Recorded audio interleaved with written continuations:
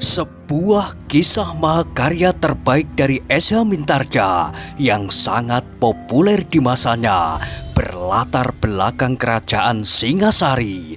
Dengan bangga kami persembahkan kepada sahabat Permata TV tercinta semuanya dengan judul Kisah Pelangi di Langit Singasari. Pada kesempatan yang sangat baik ini, kita masuk pada episode yang ke-96. Selamat menikmati. Pada episode sebelumnya telah diceritakan, sesaat suasana menjadi sepi tegang. Mereka berdiri berhadapan di dalam kelompok masing-masing, seolah-olah mereka telah berjanji untuk mengadakan perang tanding. Seorang guru dengan 3 orang murid masing-masing. Yang terdengar kemudian adalah suara angin malam yang mengalir di antara dedaunan, suara burung malam di kejauhan, dan suara anjing-anjing liar berebutan makan. Dalam keheningan itulah, maka Empu Sodo mencoba membuat pertimbangan dari kedua kekuatan yang sudah berhadap-hadapan. Tetapi ia tidak dapat mengingkari kenyataan. Orang-orangnya tidak akan mampu menghadapi para prajurit Tumapel yang lebih banyak berpengalaman dan terlatih cukup baik. Apalagi kini, ia tidak sempat mengikat para pemimpinnya dalam satu perkelahian karena kehadiran Panji Bojong Santi. Karena itu, yang terdengar kemudian adalah suara giginya yang gemertak. Yang berbicara kemudian adalah Panji Bojong Santi. Bagaimana, Empu? Apakah kita masih sempat untuk melihat anak-anak kita berkelahi? Atau kau mempunyai keputusan lain? Empu Sodo menggelengkan kepalanya. Tidak, katanya dalam nada yang keras. Kali ini rencanaku telah kau rusakkan. Aku tidak dapat berkata lain daripada itu. Tetapi kesalahan yang telah kau lakukan ini membuat aku mendendammu, seperti aku mendendam Empu Gandring yang mengganggu aku pula. Aku telah mendengar dari Mahindra, sahut Panji Bojong Santi. Tetapi seperti Empu Gandring, aku ingin memperingatkanmu. Jangan bermain-main bersama Kebu Sindet dan Wong Sarimpat. Kau akan dapat ditelannya, Empu. Seperti Empu Gandring menurut Mahindra, aku menganggapmu lain dari kedua orang-orang liar itu. Tetapi sekali lagi Empu Sodo berteriak, "Apa pedulimu? Aku hanya memperingatkan. Aku masih mengharap kau lepaskan segala macam keinginanmu yang aneh-aneh itu. Jangan terlampau kau manjakan muridmu yang bernama Kuda Sempana. Seandainya Mahindra yang berbuat seperti Kuda Sempana, maka ia akan aku lepaskan untuk berbuat sendiri atas tanggung jawabnya sendiri. Tetapi Mahindra tidak berbuat demikian. Ia menyadari keadaannya." Empu Sodo tertawa meskipun nadanya pahit. Katanya, "Hahaha, kau menjadi ketakutan seperti Empu Gandring itu juga." Panji Bojong Santi tidak segera menjawab. Dilihatnya Empu Sodo berdiri dengan gemetar menahan marah. Tetapi kemarahan itu benar-benar tidak mampu dilepaskannya karena ia berhadapan dengan Panji yang kurus itu. Kalau ia memaksa diri untuk bertempur, maka pasti tidak akan mencapai penyelesaian. Perkelahian itu tidak akan berkesudahan. Tetapi apakah murid-muridnya mampu melawan ketiga murid Bojong Santi itu? Empu Sodo menggeram. Ia menyesal bahwa selama ini ia tidak benar-benar menempa muridnya dengan kesadaran. Ia memberikan ilmunya dengan acuh tak acuh, meskipun murid-muridnya menjadi orang-orang yang melampaui orang kebanyakan. Namun mereka tidak dapat menyamai murid-murid Bojong Santi dan murid Empu Purwa yang bernama Mahesa Agni. Empu Soto menyesal, namun waktu telah berjalan terlampau jauh. Saat-saat itu ia hanya sekedar menjual ilmunya. Dengan sedikit harta dan benda, Empu Soto telah dengan mudahnya menerima seorang menjadi muridnya. Tetapi murid-murid itu pun tidak mempunyai tingkatan yang serasi menurut urutan-urutannya. Siapa yang lebih banyak memberinya sesuatu, ialah yang lebih banyak menerima ilmu.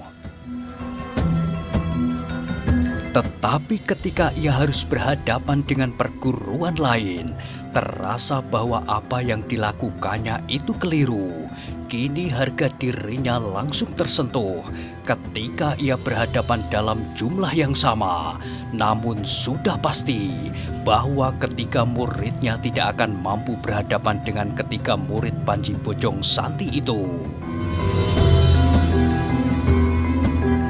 Untuk menenteramkan dirinya sendiri, Empu Soto itu berkata di dalam hatinya, "Belum terlambat, aku masih dapat menempa beberapa orang di antara murid-muridku untuk menyamai ketiga murid Panji yang gila ini.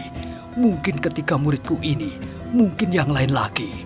Namun kelebihanku adalah aku mempunyai banyak murid, sedang Panji yang gila ini hanya 3 dan Empu Purwa hanya 1. Apalagi Gandring si tukang pembuat keris itu. Ia hampir tidak pernah mempedulikan apa-apa selain keris-kerisnya." Keheningan yang sejenak itu kemudian dipecahkan oleh suara Panji Bojong Santi. "Empu Soto, apakah kau masih tetap berkeinginan bekerja bersama-sama dengan kedua orang liar itu?" "Tentu," jawab Empu Soto. "Aku sudah melihat kalian menjadi ketakutan, kau dan Empu Gandring." "Ya, aku memang takut," sahut Panji Bojong Santi. "Nah, kau sudah mengaku. Karena itu, jangan menghalangi aku." "Kau belum tahu apa yang aku takutkan. Bukan Kebu Sindet dan Wong Sarimpat." "Apa yang kau takutkan?" "Kau. Kenapa aku?" Empu Soto menjadi heran. "Aku takut kalau kau akan menjadi korban ketamakanmu. Aku takut kalau kau akan lenyap, ditelan oleh kedua orang itu setelah kau mencoba menghubunginya." Sekali lagi Empu Soto tertawa, tetapi tiba-tiba terdengar ia bersiul panjang. Apa yang terjadi kemudian adalah terlampau cepat, sehingga Witantra dan saudara-saudara seperguruannya hanya bisa berdiri saja memandangi mereka yang tiba-tiba meloncat dan menghilang ke dalam semak-semak. Baru sejenak kemudian, Witantra menyadari keadaan. Dengan serta-merta ia berkata, "Apakah kita biarkan mereka lari?" "Jangan hiraukan mereka kini," jawab gurunya. "Bukankah kalian mempunyai tanggungan? Kalau kalian berhasil menyelamatkan gadis itu, kalian harus sudah mengucap syukur atas lindungan yang maha agung." Witantra mengangguk-anggukkan kepalanya, gumamnya, "Ya guru." Tetapi Kebu Ijolah yang kemudian bertanya, "Kenapa guru tiba-tiba saja berada di tempat ini?" Panji Bojong Santi mengerutkan keningnya, kemudian jawabnya, "Aku sudah menyangka bahwa hal ini akan terjadi sejak aku mendengar cerita Mahendra yang bertemu dengan Empu Soto di Padang Karautan. Berita tentang perjalanan Ken Dedes ini sudah didengar oleh hampir setiap orang Tumapel, yang pasti telah didengar pula oleh salah seorang saudara seperguruan kuda sempana yang tersebar di mana-mana. Aku sudah menyangka bahwa Empu Sodo akan melakukan pencegatan ini. Karena itu, aku memerlukan mengikuti arak-arakan sejak dari Tumapel. Kenapa guru tidak berjalan saja bersama-sama kami dalam satu rombongan? Aku lebih senang berjalan sendiri. Aku tidak biasa berjalan menurut irama yang ditentukan oleh Witantra. Witantra tersenyum, katanya, "Terima kasih guru. Kalau guru tidak hadir di sini, maka aku dan semua anak buahku akan musnah. Bukan saja itu, tetapi namaku akan hancur pula bersama lenyapnya bakal permaisuri itu." Tiba-tiba Panji Bojong Santi itu menggeleng. "Tidak, kau salah sangka." "Kenapa?" bertanya ketika muridnya hampir serentak. "Ketika aku menahan kuda Sempana dan kedua kawan-kawannya, aku melihat seseorang di sekitar tempat itu. Aku sudah mengenalnya, meskipun belum terlampau akrab."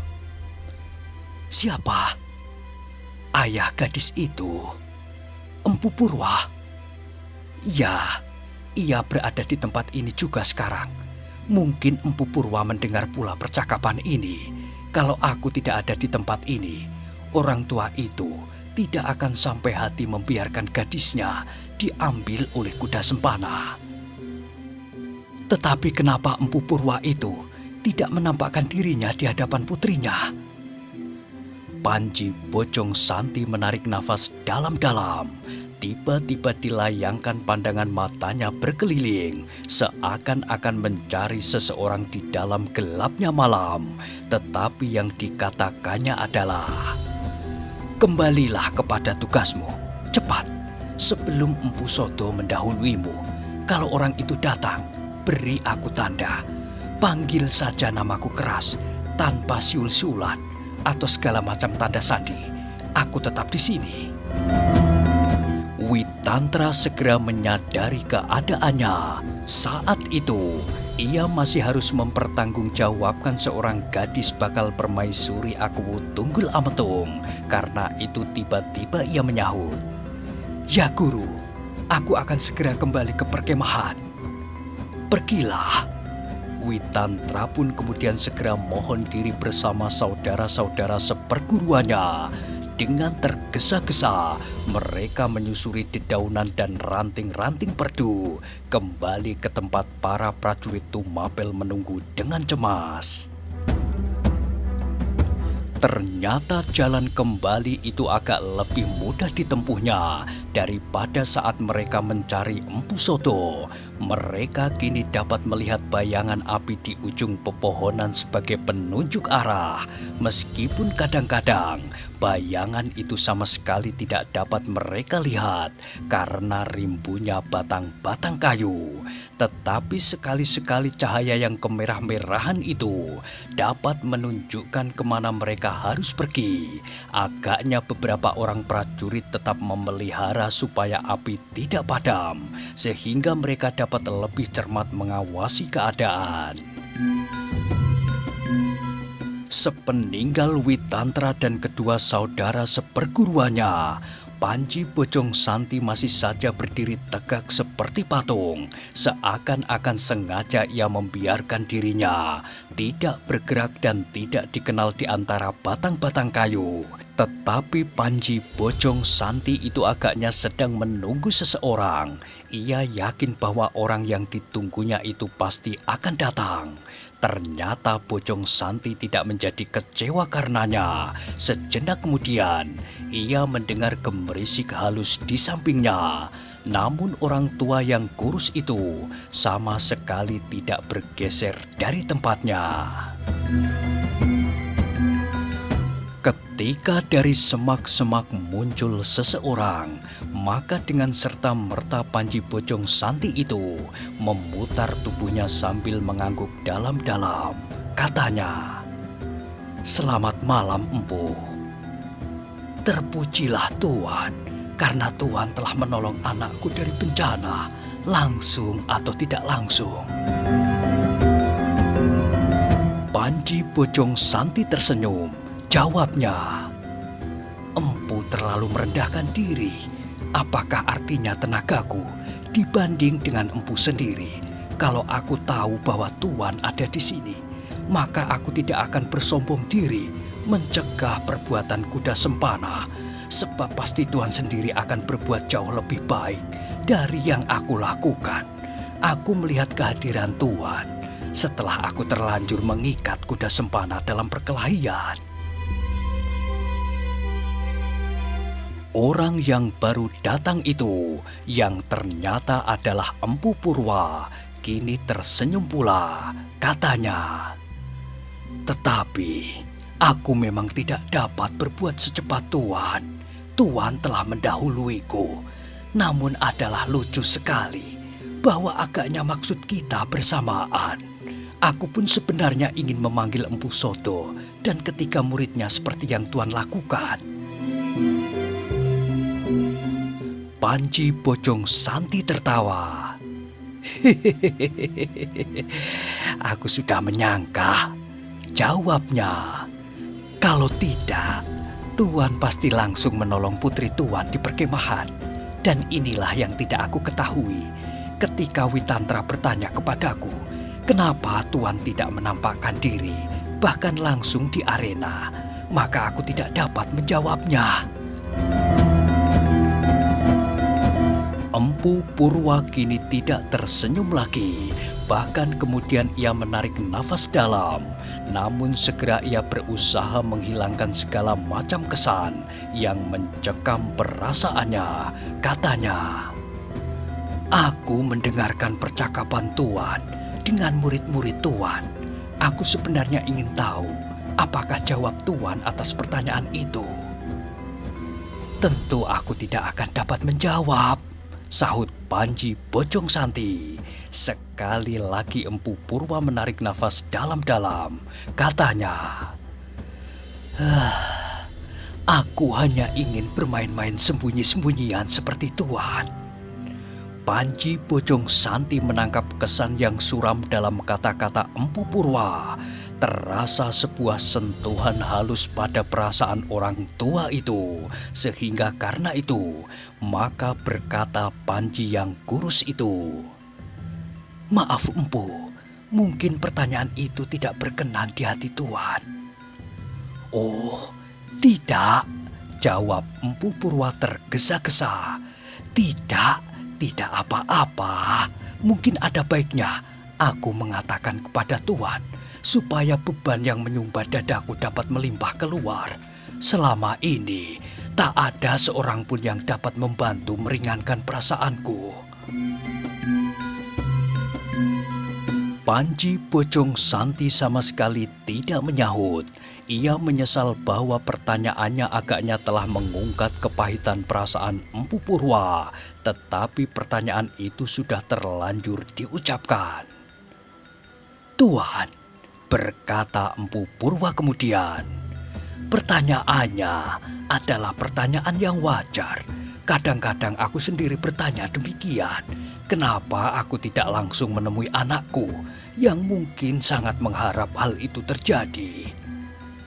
Panji Bojong Santi hanya menganggukkan kepalanya saja, tetapi ia sama sekali tidak mengucapkan sepatah kata pun. Tetapi aku tidak dapat melakukannya, berkata Empu Purwa seterusnya. Meskipun sebenarnya keinginan yang demikian melonjak-lonjak pula di dalam dadaku. Empu Purwa terdiam sesaat, sehingga suasana menjadi sepi hening. Di kejauhan lama-lama terdengar suara burung engkak menusuk-nusuk telinga dengan suaranya yang parau menyakitkan. Tuan, berkata Empu Purwa kemudian, betapa rinduku kepada putriku, namun betapa kecewanya aku terhadapnya. Sejak anak itu hilang, aku sudah tidak mengharap dapat bertemu lagi. Aku tidak mau kehilangan. Tetapi apakah aku harus melawan aku Tunggul Ametung?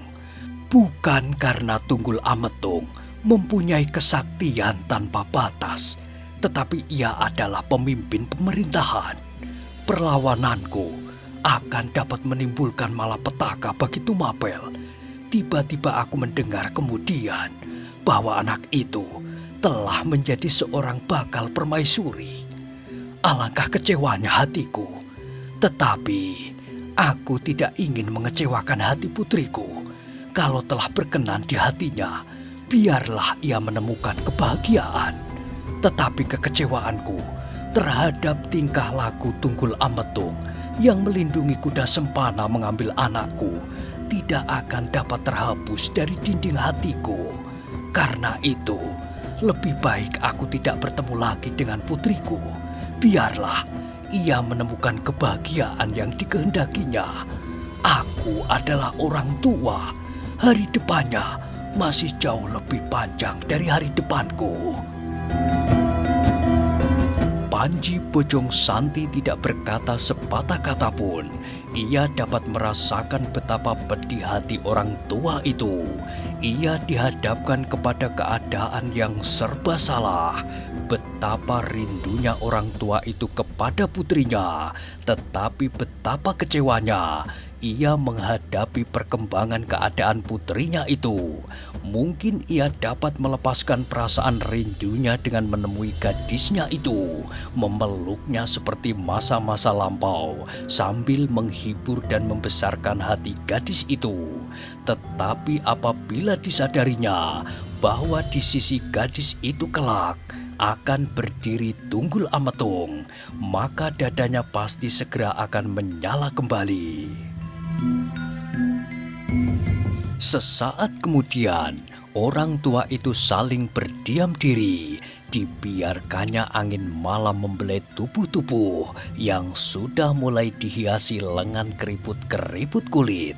Betapa mereka sakti tiada tandingnya, namun mereka tidak dapat melawan kekuasaan tangan penciptanya. Mereka tidak akan mampu melawan umur mereka sendiri yang semakin lama menjadi semakin tua. Meskipun mereka mampu bertempur melawan setiap orang sakti, namun mereka tidak dapat melawan kekuasaan maut yang semakin tua menjadi semakin mendekat.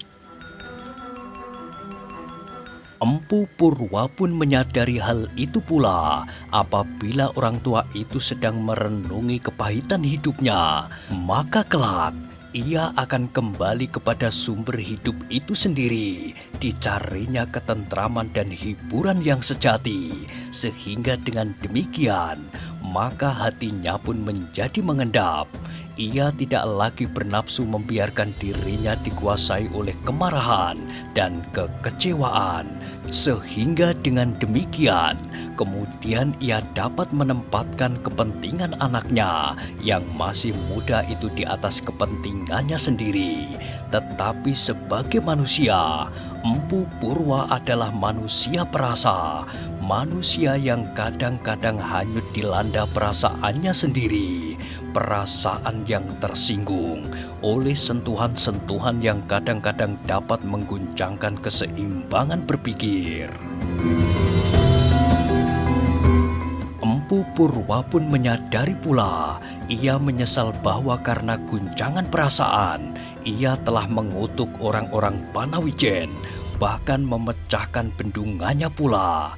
Ia kini menyesal bahwa ia mengutuk setiap orang yang turut melarikan anaknya, bahwa mereka akan mati dengan keris.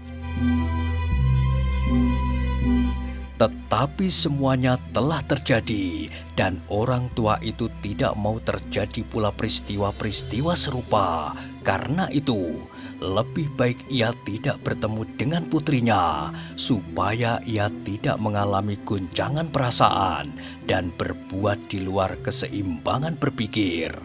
Malam yang sunyi itu pun menjadi semakin malam.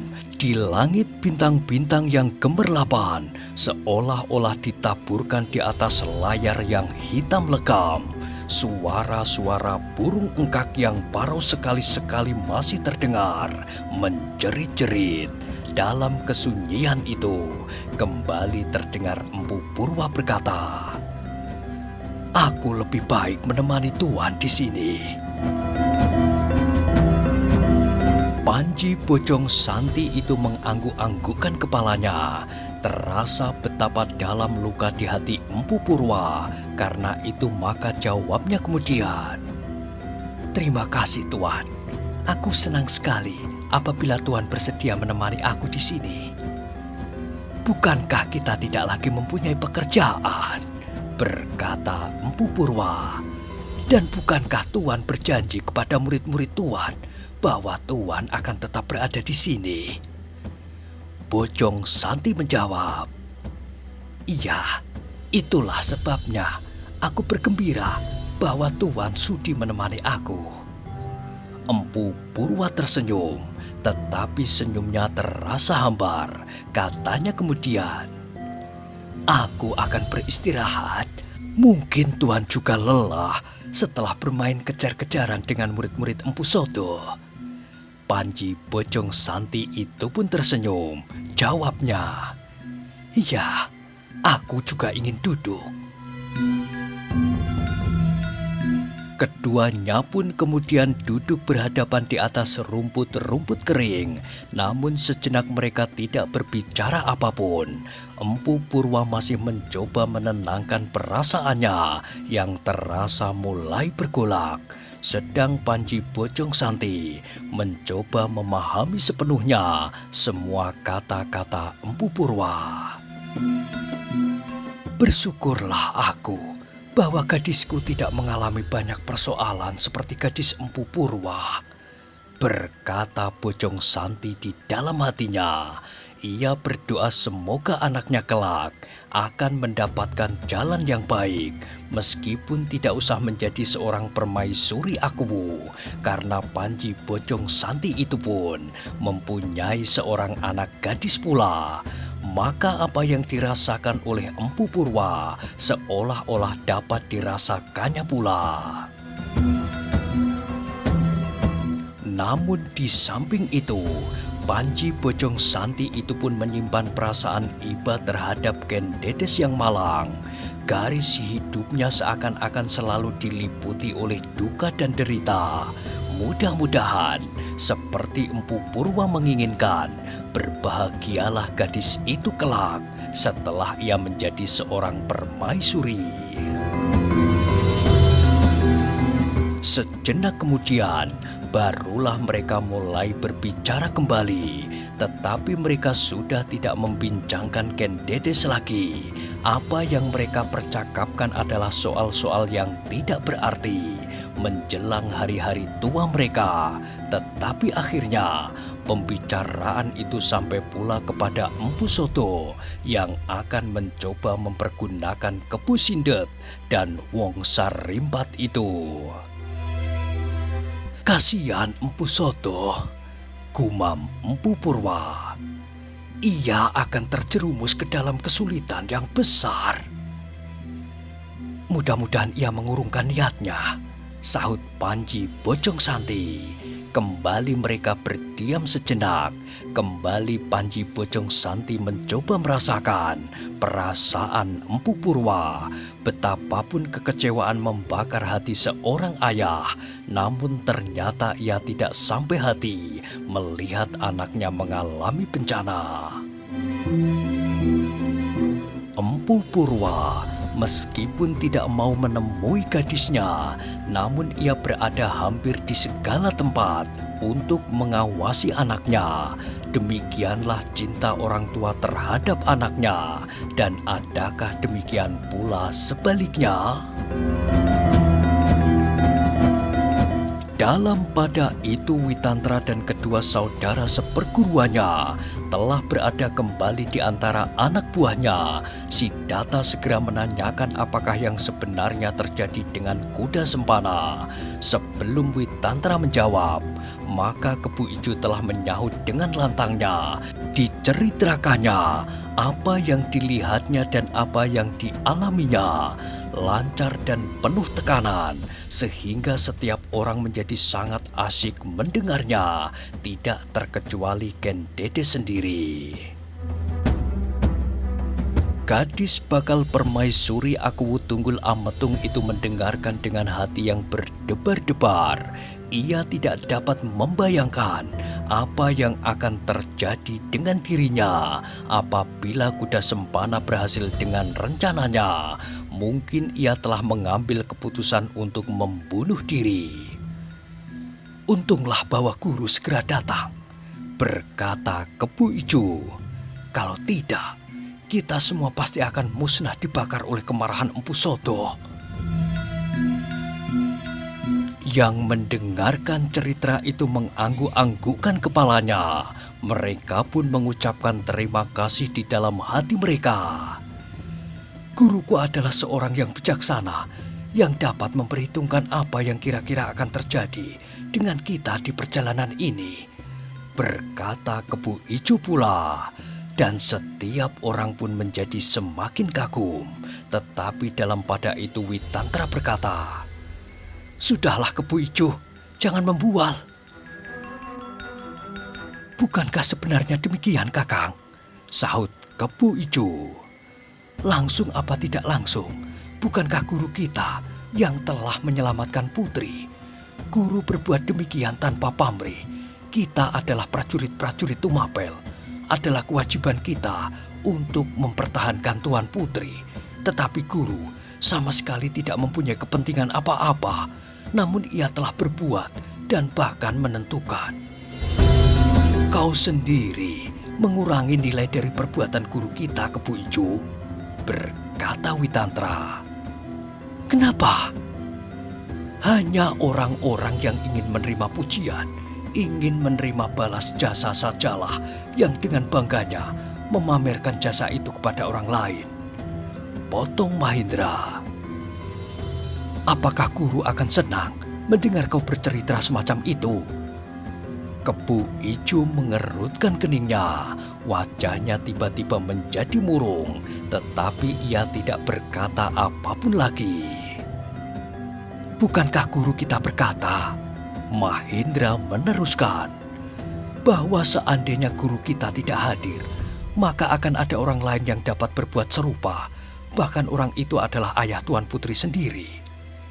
"Mahendra," potong Witantra. Mahendra terkejut mendengar suara kakak seperguruannya. Sesaat ia tidak mengerti maksud kakaknya, kenapa ia memotong kata-katanya. Tetapi kemudian disadarinya bahwa ia telah terdorong menyebut ayah Ken Dedes, sedangkan orang tua itu sengaja tidak mau menunjukkan dirinya. Meskipun Witantra dan Mahendra tidak tahu sebabnya kenapa orang tua itu tidak hadir di perkemahan ini, namun pastilah ada sesuatu sebab kenapa orang tua itu lebih baik bersembunyi di belakang rumpun-rumpun liar. Tetapi segera Mahendra terkejut ketika didengarnya suara Ken Dedes dengan serta-merta. "Mahendra, apakah kau bertemu dengan ayah?" Mahendra memandang Ken Dedes sesaat, hanya sesaat. Kemudian ia menundukkan wajahnya. Hatinya menjadi berdebar-debar. Bukan saja karena pertanyaan Ken Dedes itu, tetapi sesaat ia melihat wajah yang pernah mengguncangkan hatinya itu, maka jantungnya seakan-akan semakin cepat berdenyut. Nah, bagaimanakah kisah selanjutnya? Silahkan ikuti terus kisah Pelangi di Langit Singasari pada episode berikutnya. Sampai jumpa.